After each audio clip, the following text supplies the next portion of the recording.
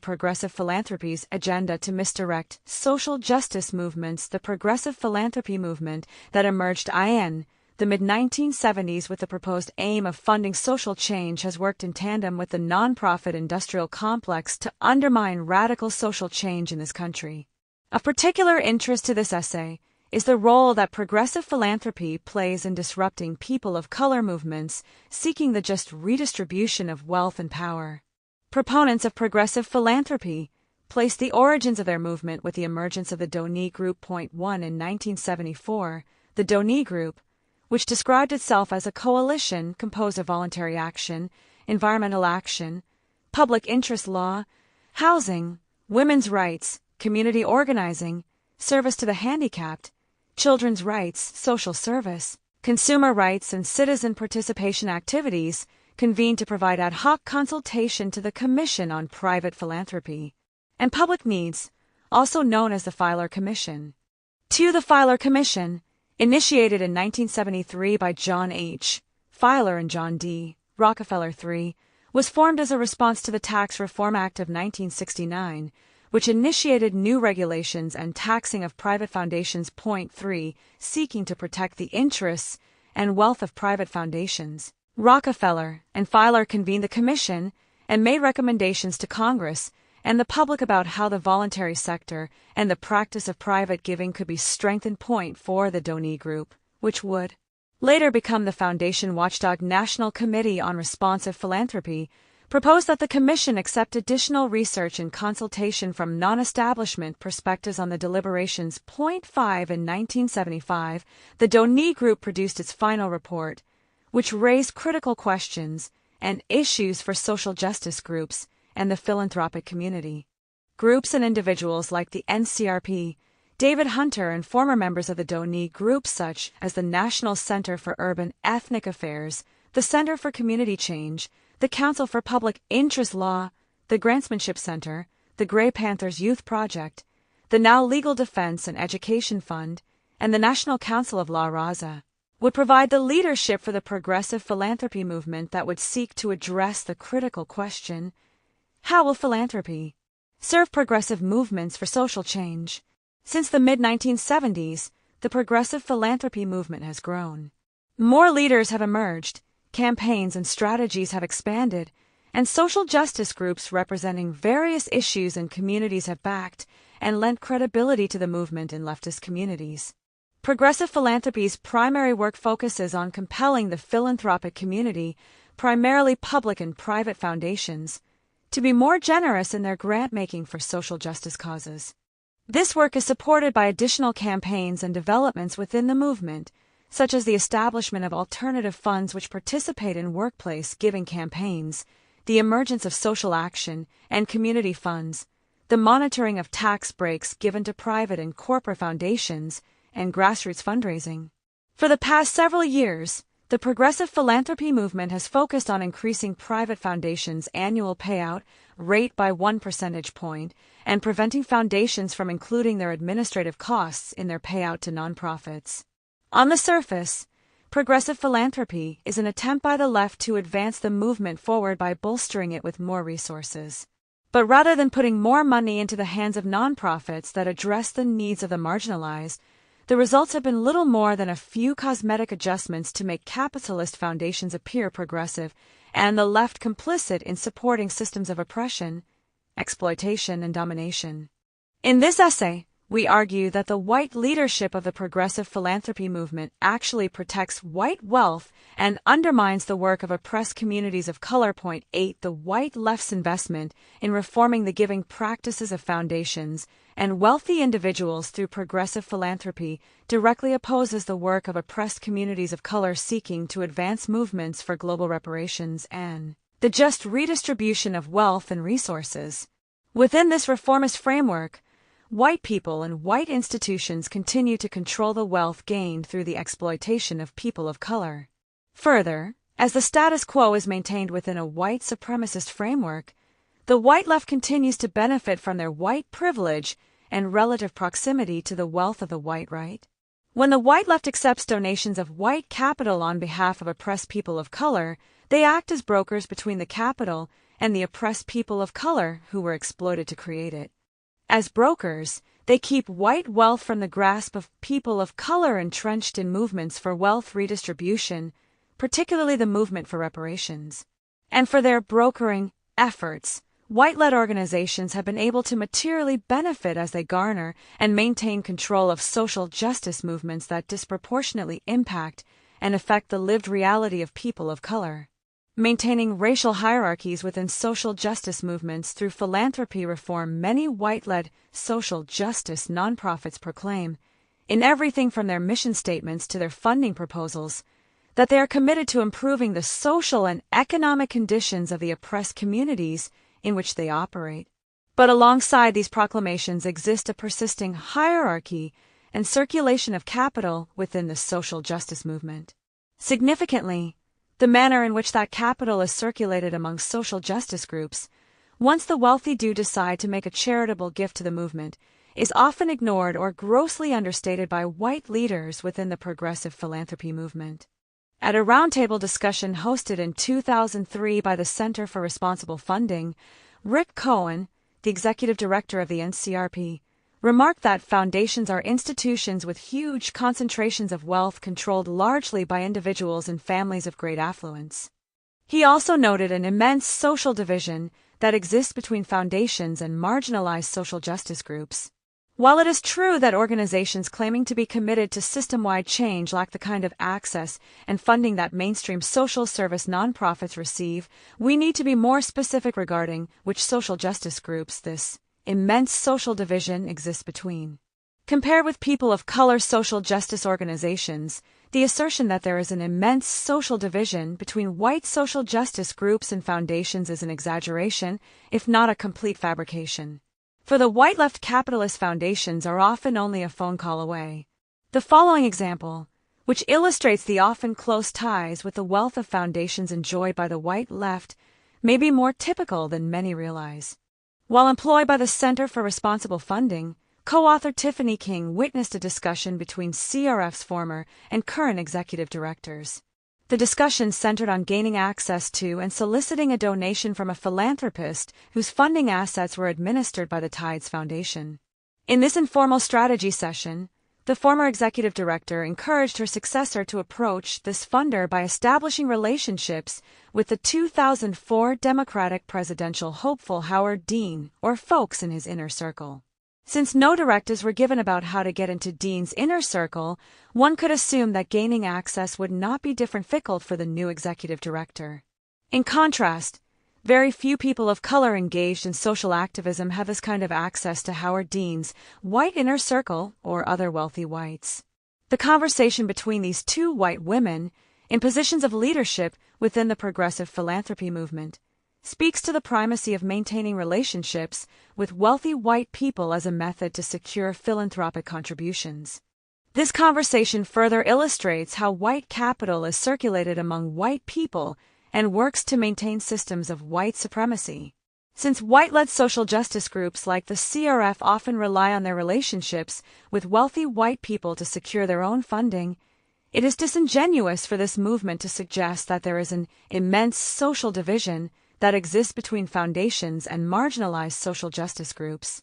Given that white-led social justice groups, claiming to work on behalf of the oppressed and people of color, often rely on their existing and potential relationships with wealthy white people to sustain their organizations, at best presents a serious conflict of interest. Wealthy whites can often count on the white left to protect their money and interests.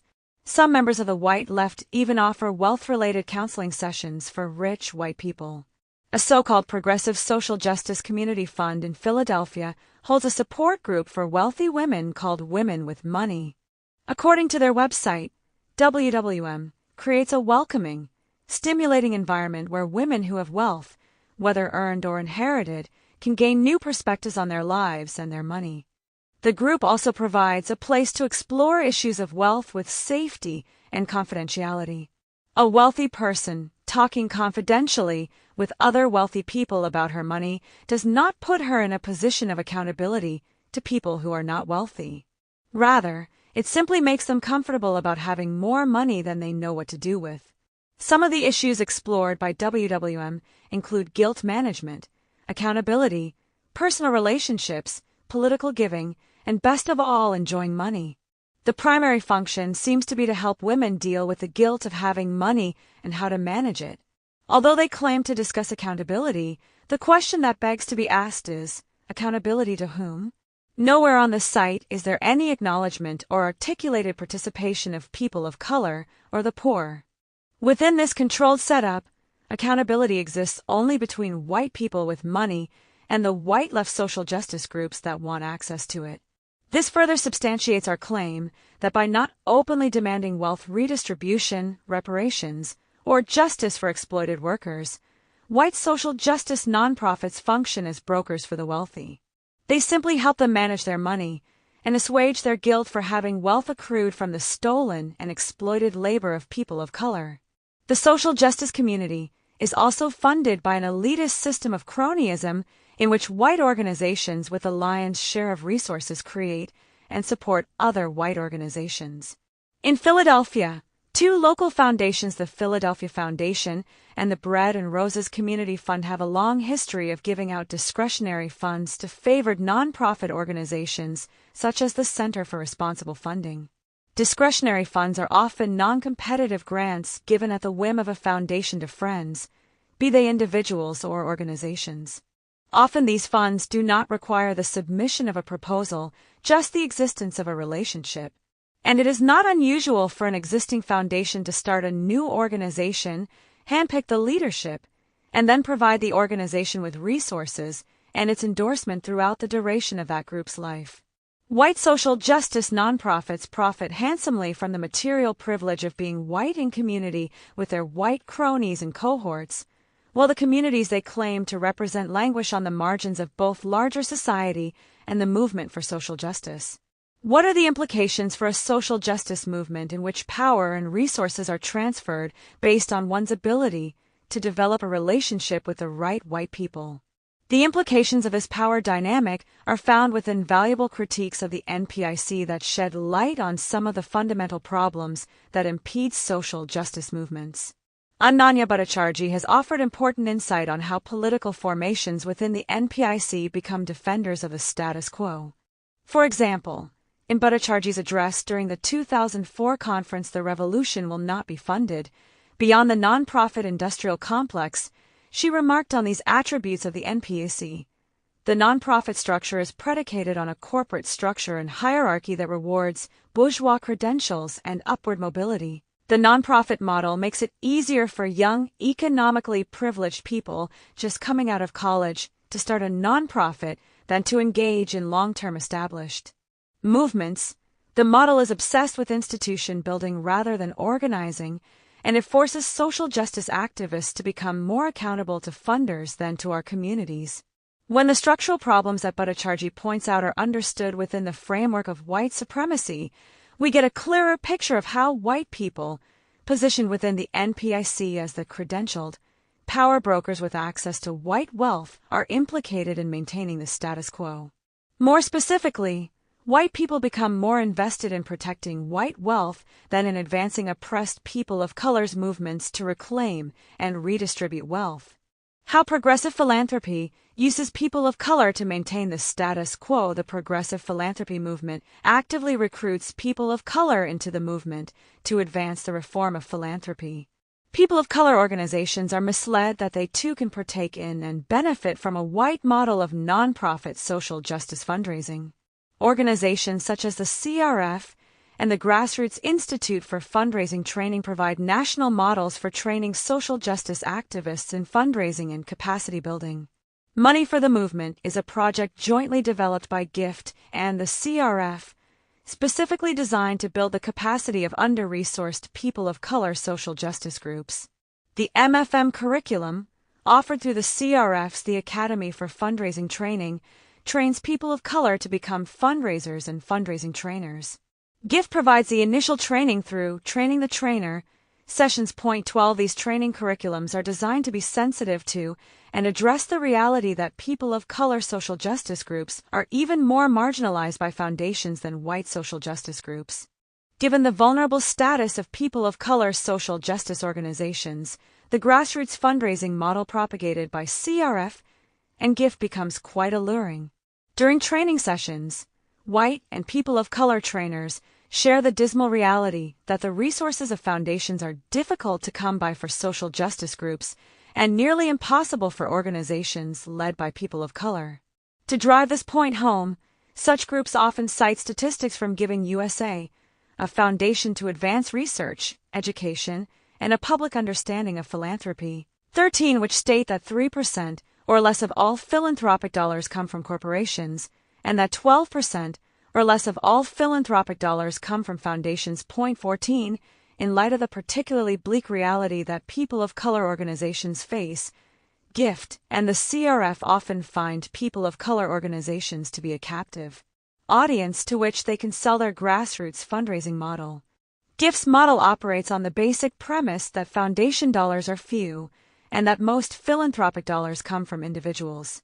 15. The model instructs social justice activists to stop wasting their valuable time on foundations and invest that time in cultivating relationships with individuals. On the surface, this fundraising rationale appears to embrace a politic that values organizing one's constituency over institution building. Unfortunately, this is not the case. While encouraging organizers to raise money from their constituencies, the GIFT model also privileges organizations with connections to the wealthy and does not include among its aims the redistribution of the unearned wealth of foundations. To be successful within this model, organizations must have significant access to wealthy people. Using GIFT's renowned gift range chart or formula for raising funds, 50 to 70% of the gifts must come from 10% of an organization's donors, 15 to 25% of the gifts come from 20% of an organization's donors, and the remaining 15 to 25% comes from 70% of an organization's donors. 16. Like the more informal networks of cronyism we've discussed, this model of success is based on building relationships with a few rich people and, by direct extension, protecting the interests of those with wealth. In this model, 10% of the donor pool sustains the organization. These few individuals are responsible for upwards of 70% of the organization's assets. Ultimately, the organization has to answer to these individuals. Cultivating this relationship and protecting the interests of these wealthy few is critical to the success of this model. Within the grassroots fundraising model, valuable time is spent securing cozy relationships with major donors instead of organizing to dismantle the very systems of oppression that allow this owning class to accumulate unearned wealth. Adopting the grassroots fundraising model never requires that one fully turn their back on the wealthy and the foundation community in order to organize radical movements that call for the redistribution of wealth. GIFT is a prime example of an organization that receives and relies on funds from a number of foundations, including the Ford Foundation, which, historically, has had an infamous role in working with the Central Intelligence Agency to undermine radical movements. Above all, GIFT is accountable to the interests of its funders, even when they come in direct conflict with the interests of the oppressed constituency.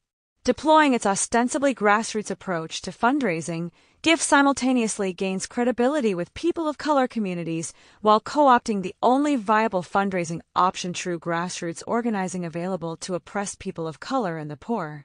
So while some interpret GIFT's fundraising philosophy as an appeal to those seeking justice to turn their backs on the capitalists, we observe GIFT urging us to simply concede that foundations are not going to give up the money. In other words, get off their backs.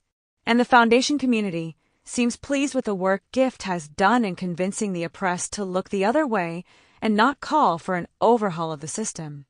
What has been called grassroots fundraising training still does not challenge the fundamental problem of capitalist exploitation, the wealth that has been accrued by white people at the lived expense of people of color in this country and around the world. Interestingly enough, grassroots fundraising is often made out to be a viable plan for people of color to use to sustain their work. Critical to the success of a white left's agenda to protect white wealth is the strategic use of people of color as endorsers of these tactics. Yet people of color groups rarely find success using this model and are often discouraged by the lack of results. Models based on cultivating relationships with the wealthy do not make sense for people of color organizations and movements because we do not have the same access to private wealth, and attempts to encourage us to create alliances with the same capitalists who exploit us are in clear opposition to our struggles for global reparations, which, when waged successfully, will foster the just redistribution of wealth and resources. The Progressive Philanthropy Movement's allied campaign to encourage grassroots fundraising has misdirected the time and resources of people of color organizations. People of color organizations who adopt these tactics are diverted from the work of organizing around global reparations and the just transfer of resources to people of color around the world. While some social justice activists acknowledge the injustice that exists in a society where foundations thrive, many remain reluctant to push the movement to its necessary conclusion, to wage organized struggle to eliminate these funding institutions and the need for them. The Progressive Philanthropy Movement has offered some more reformist proposals such as the spend-down theory, which proposes that foundations gradually spend themselves out of existence.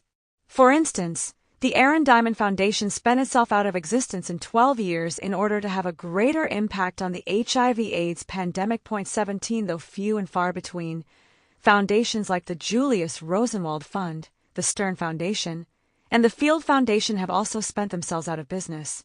18 While these acts seem to be ones of great personal sacrifice, and perhaps left of reformist, they in no way significantly diminish the aggregate wealth that these individuals and families hold and do not challenge the status quo. For example, Julius Rosenwald is an heir to the Sears, Roebuck fortune.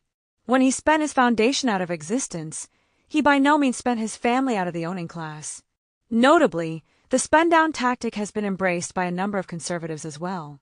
Conservative foundations are proposing that they spend themselves out of existence so that liberals won't get ultimate control of the foundations, as many conservatives claim has happened with the Ford, Rockefeller, Charles Stewart Mott, and Carnegie Foundations. 19 Spending down in its conservative form is used to keep the money away from the liberals, and in its leftist version it seeks to gradually rid itself of excess capital as it gives money to causes it deems worthy.